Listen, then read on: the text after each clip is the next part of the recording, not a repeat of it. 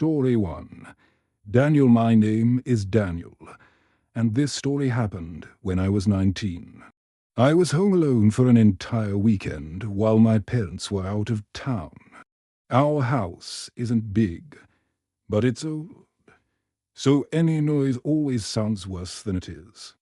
The first night, round 1 a.m., I heard something, not outside, but above me. It was a slow, dragging sound coming from the attic. At first, I ignored it. I convinced myself it was the old wood of the house contracting in the cold, or maybe a raccoon that had found its way onto the roof. But about an hour later, while I was watching TV in the living room, I heard it again, this time clearer. Thump, thump, drag. It sounded exactly like footsteps, heavy and deliberate, followed by the sound of fabric scraping against the rough wooden floor. I froze. My heart started pounding in my chest. The remote felt heavy in my hand.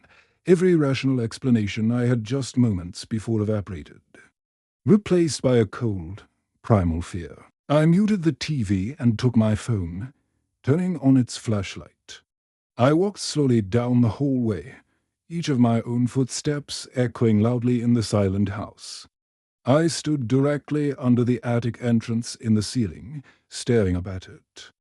The small, square wooden door that led to the attic wasn't fully closed. It was cracked open just slightly, but I knew for a fact it had been shut earlier that day. I remembered checking it myself. That was the moment my stomach dropped. A wave of nausea washed over me. I didn't open it. Every instinct screamed at me not to. I just forced myself to walk back to my room, lock the door, and try to sleep, telling myself I was overreacting. But that night, at around 3 a.m., I woke up to something much worse, a soft tapping on my bedroom door. It wasn't a knock, and it definitely wasn't a random noise from the house settling. It was a deliberate, slow, rhythmic tapping, like someone was using their fingernail to gently trace patterns on the wood. Tap, tap, tap, pause, tap, tap, tap. I didn't make a sound. I just held my breath, listening, my eyes wide in the darkness. After what felt like an eternity, the tapping stopped. The silence that followed was even more terrifying. Then, I heard the floorboards outside my door creak, a long, low groan under the weight of someone standing right in front of it. I grabbed my phone from the nightstand and silently called 911. I didn't dare speak. I just kept the line open, hoping they could trace the call. The dispatcher understood immediately and stayed on the line as police were dispatched. When they arrived and searched the house, they found what I had feared. They found dusty footprints in the attic. Behind a stack of old boxes, they found a small nest of blankets and pillows. They found empty food wrappers, several bottles of water, and a single kitchen knife from our own knife block downstairs. Someone had been living in our attic for at least 2 days.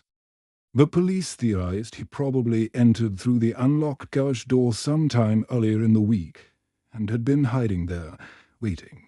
The scariest part, the officer who took my statement told me something that still haunts me. He was standing at the attic opening when we arrived. He said, "If you had opened it, it could have ended very differently. I still don't sleep without locking." Every single door in my room. Story 2, Erica. This next story was submitted by a woman named Erica. She was 28 at the time and lived alone in a small, ground-floor apartment. Her building was in a decent part of town, but like any ground-floor unit, it always felt a little exposed. One night, round 11 p.m., she was in her kitchen washing dishes after a long day at work. Her kitchen window faced the dimly lit back alley of the building. Most nights, it was completely quiet and empty. But on this particular night, She got the distinct feeling that she was being watched. She looked up from the sink just as a movement at the edge of her vision caught her eye. At first, she thought it was just a shadow, a trick of the light from the single flickering lamppost in the alley, until she saw a face. Pressed against the glass, a man then, pale, with unnervingly wide eyes, was standing just inches from her on the other side of the window. His mouth was stretched into a slow, unnatural smile. It wasn't a happy smile. It was the kind of smile someone wears when they are completely detached from reality. A predatory grin that held no warmth at all. Erica screamed and dropped the plate she was holding, and it shattered in the sink. The man didn't flinch. He didn't move. He just kept smiling, his breath fogging up the glass in front of him. She scrambled away from the window, ran to the living room, and frantically closed all her blinds. Her hands were shaking so badly she could barely dial 911. Officers arrived about 12 minutes later, but the man was already gone. There was no trace of him, except for the greasy smear on the window where his face had been. A week passed with no further incidents, and Erica started to believe it was a wartime, terrifying encounter. Then, one night, she woke up at 2 a.m. to the sound of her doorknob jiggling. It was slow, quiet, methodical. Someone was trying keys in her lock. She grabbed her phone and whispered to the 911 operator again. But while she was on the line, huddled in her bed, she heard a soft click. It was the unmistakable sound of the lock turning. Someone was inside her apartment. She slipped out of bed and hid in her closet, pulling the door shut just enough to peer through a tiny crack. Heavy footsteps moved down the hallway, directly toward her bedroom. They were slow, calm, and confident, like the person knew exactly where they were going. The closet door creaked open halfway, but before it could open fully, the sound of police bursting into the apartment echoed through the small space, yelling, "Police." "Don't move." The intruder immediately ran. He didn't get far. When the cops arrested him in the alley, he had a ring of stolen apartment keys, and in his pocket was a grainy photo of Erica, taken through her kitchen window on the night he had smiled at her. She moved out 2 days later. Story 3. Dear Luke. This final story comes from a man named Luke. He was house-sitting for his sister and her husband while they were on a 2-week vacation. The neighborhood was one of those idyllic, safe suburban areas where people rarely lock their doors. And the house itself was small and unassuming. Nothing seemed out of the ordinary at all. On his second night there, after getting ready for bed, Luke was scrolling on his phone when he dropped it. It slipped from his hand and slid under the guest bed he was using. Annoyed, he got on his hands and knees on the floor to reach for it. And that was when he heard it breathing. It wasn't his own breathing. It wasn't the sound of pipes or the house's heating vents. It was the quiet, steady, rhythmic sound of someone breathing softly, directly under the mattress where he had been lying just moments before. Luke froze, his hand hovering just inches from the edge of the bed. His blood ran cold.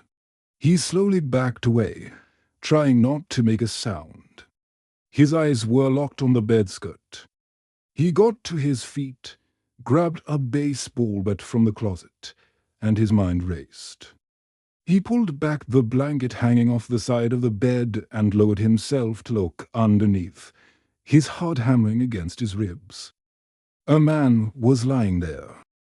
He was perfectly still, on his back, facing him. His eyes were wide open in the darkness. Luke didn't scream. He didn't even think.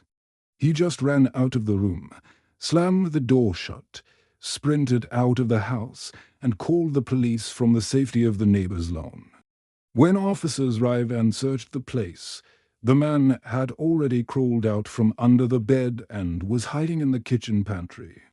They arrested him without a fight.